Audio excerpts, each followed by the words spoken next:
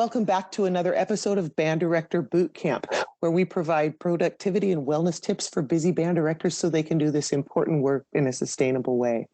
I'm really excited today to bring a guest who I've been in contact with for many years. His name is Derek Pyle, and he is the choir and band director at Auburn Mountain View High School. I'm going to invite Derek to step right up to the microphone and tell us just a little bit about what he teaches and why he's a teacher and a band director so that you can relate to him a little bit. So Derek, welcome and thanks for sharing your wisdom with us today. Thank you for having me here today. This is exciting. I teach grades 9 through 12. I'm the choral and band director at Auburn Mountain View. I've been there since the opening of the school in 2005. And I suppose I got into teaching to start with because I couldn't get enough of playing and making music. I went to CWU, Central Washington University, and I had some really great mentors there and kind of fell in love with the idea that, gee, I could be up in front of a band and I could be the director, I could be the conductor. At that time, I really wanted to be a professional conductor too. And then, of course, I grew up and learned what it was really like. And I'm still doing it, so it must be okay. Awesome. So you've been doing this for a couple of years, right? 38. 38 years. So it's probably not all been hunky-dory. And we're here, obviously, to share wellness and productivity tips. And so you came on today because you had some stuff that was going on with you that was impacted because of the stress of your job. Would you go ahead and share a little bit of that story with us? Sure. When I was about 40, I'm currently turning 60 this year, I started developing signs of high blood pressure. And it has, over time, evolved into some serious health issues with cardio issues. But I had to make some decisions, and it was about making healthy decisions in terms of not only my physical health, but my emotional health, my ability to balance work and family. And so what did you do? What kinds of things did you do? Because you obviously didn't just keep going on the same way because you're still teaching all these years later. I think that the first thing I had to do was, obviously I had to kind of get my health in check. I used to run. I used to do all kinds of things. But I was one of those younger teachers, even at 40. I felt pretty young back then. And I was at work all the time. I was constantly teaching, or I was constantly working with kids after school, playing music on the side too. I love to play, but I wasn't finding a balance. And I had a family, I had a wife and kids. I still do, by the way. But I had, I wasn't balancing that very well, and it was affecting pretty much everything in my life. I had to make some decisions that going home, I was home. No email, no phone calls, nothing that had to do with the job. So I had to make some separations, and I also had to learn that not everything was my fault. I can't control everything, so stop taking everything personally. Yeah, so often we hear people say, "Well, just set boundaries and just leave work at work." Well, for me, sometimes if you just think just leave work at work, that can create more stress for a lot of people. So how did you manage that? Did you become more productive with what you did? Did you cut back on some of the activities you did? What was it that you did so that you could feel like I can leave work at work without sacrificing the quality of what I'm doing? Well, for example, in the job that I have, cutting back is hard to do. It's a high school. Nature of a high school job is that you have lots that you're going to accomplish. So there were certain things. I started off by doing this. I would send home at the beginning of the year. This became my habit. I still do it today. At the beginning of the year, I send home my letter that goes home to everyone. And thanking everybody for being part of this wonderful program this year, and thanking parents for the honor of being with their kids and working with them and teaching them this great thing, music. So, but then in that letter, I would talk to them about what my hours were. And I'm very specific about off hours are off limits. It's not how I put it, but off hours are off limits in terms of once I leave the job, understand that I have a wonderful life, lovely wife and family, and I need to nurture that and my own health as well. So I started doing that. That took about a year or two, and then people started to respect that. And when people wouldn't respect it, I would just gently, or sometimes having to firmly, remind them, sorry, I'm not at work right now. I'd get a phone call at home and I would say, this is something we can deal with tomorrow. I actually went to see a counselor because I was super overwhelmed and everything, and boundaries were being crossed. I was explaining all that to her, and she said, have you ever explained to people that you have off hours? And I'm like, well, no, I don't want to hurt their feelings. She said, do you expect your doctor to just sit on email all night and answer you, or the store clerk, if you have questions, that you could just call them at home and ask? And I was like, well, that would be ridiculous. And she said, absolutely. But if you don't but if you don't train them or teach them what's okay, how are they going to know? So I hope those, you other teachers out there that are listening, if you haven't put those in, like Derek said, in that first part of the syllabus, like I did too, beginning of the year letter, where I just outlined, here's when I'm available for you and your students, period. Other times I'm not, I will get back to you. And I was so worried the first year. I thought, oh, everybody's going to hate me now. Like everybody's life revolved around high school band, but how those egos get, right? And nobody freaked out. Actually, it was better for everybody. Well, there were still one or two maybe at first that hadn't been used to all-time access, but it was such a healthy thing to do. And I'm glad you came into that too and can explain to folks, because people don't know unless you tell them sometimes, and it's not unreasonable to put those boundaries in place. It's healthy. It was hard the first time I did it. Mm-hmm. I had the same thought that, okay, I'm going to turn people off, and I realized after doing it a couple of years that one, I wasn't turning people off, and then the other thing was, hey, and my life was getting a little bit better. I was enjoying life, period, because I wasn't so invested in work all 24 hours a day.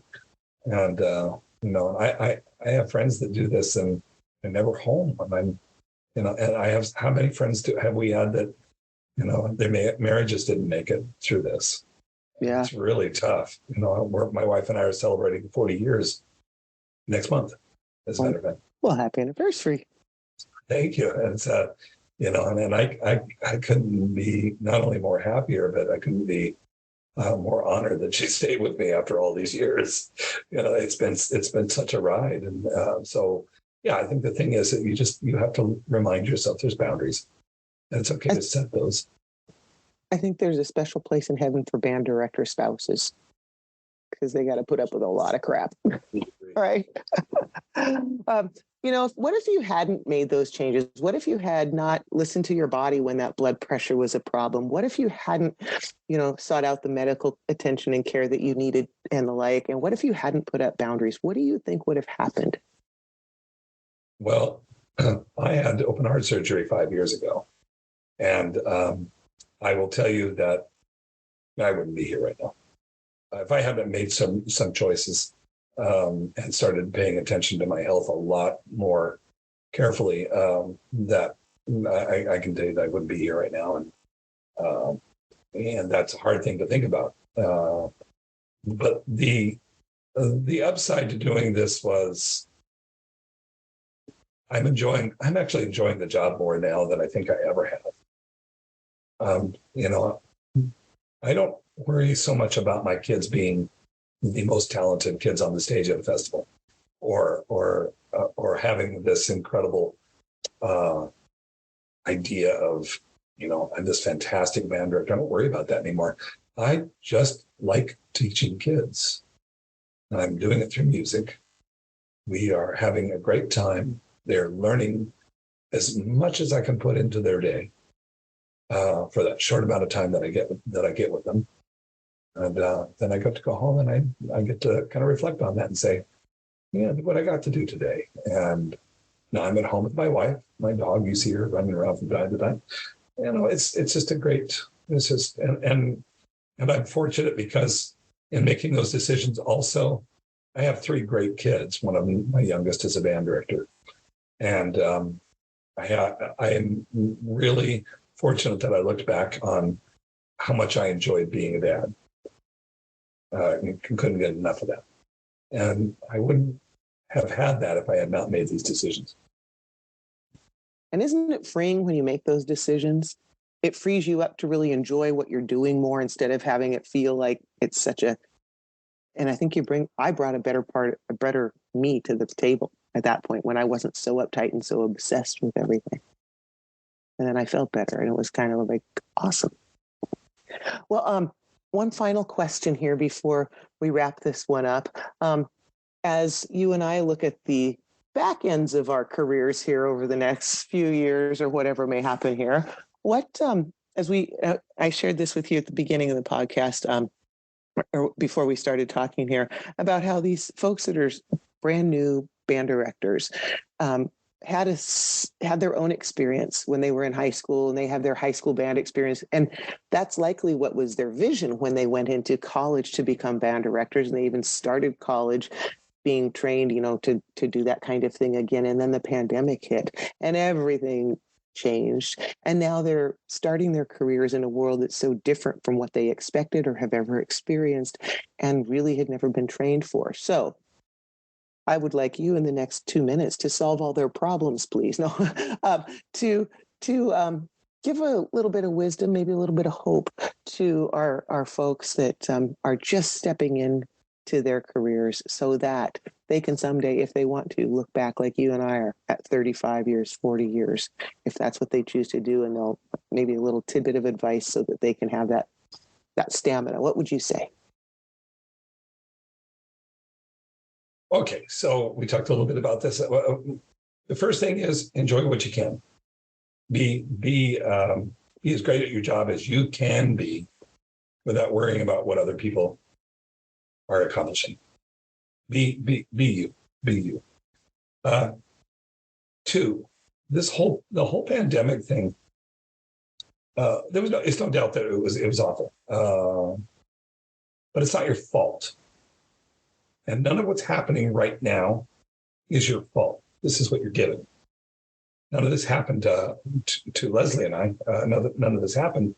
So this is totally out of our wheelhouse. So our experiences were different because we had everything and then we didn't have much. So, but things are building back up and it's going to take time. And the fact that all this occurred is not your fault. So don't take it personally. And that's really so easy for me to say, but it's true. You don't have to walk around going, I just didn't make it today. It just didn't happen today. There are so many other things that are involved, so many other variables that you can't take that on yourself. Just walk away from it the best you can. Really easy for me to say, I get that. But that's my best piece of advice is remind yourself that you've done what you can today. And tomorrow's another day. And I want to have you tell one more thing, because I think sometimes we get so serious in the classroom. And you mentioned, sometimes just something fun or silly about you that you share with kids, and how that helps with the social and emotional and atmosphere and culture of your classroom. You got like a 30-second story here to tell us. About the gnomes, right? Yeah. Yeah. So I have a book of gnomes, how to survive a gnome garden attack. And I was reading it. I was reading passages to my students earlier in the year from this book, just for fun. Something like to do. Well, all these little gnomes started showing up around my room. One would show up on my desk and there'd be little notes I'm watching you. And they're just, some of them were just the cutest thing. The last one I got just recently, actually, has my name at the top of it, has my name, and said, "This is going to be you in 20 years." And it's, and we had a lot of fun with that this year. And it's very personal because it's about something fun that we did together, that we're doing together, I should say, that's still going on. And they're just, if you could do little things like that, I have eggs that I put around the room, and they're little egg, what's Easter egg? Oh, Easter yeah. eggs. It's the plastic ones. Yeah, little plastic ones, and it'll have a little saying in it, and then they'll have to figure it out. But the gnomes thing, for a while we had gerbils. I just right in the middle of class one day just said, "Hey, gerbil attack at 10 o'clock. Make sure your shoes are tied." And they all looked at me like, "Okay, did he take his medication today?" And it became a lot of fun. So the jokes so it's not just me making the jokes; it's them, and they're interacting, and it becomes part of the culture. And I think culture is really important. If you can have a great culture in your room, then it just relieves the stress. Sometimes music's not going well, you can defer to something silly, and so have some fun. Music is supposed to be fun to start with. Right. Now, it's a great way to build community. It's just those kinds of silly things. So, well, gosh, Derek, I really appreciate having you on board and sharing your decades of wisdom with us. And can't wait for another episode of Band Director Boot Camp to come out. So show up next week and join us for our next episode.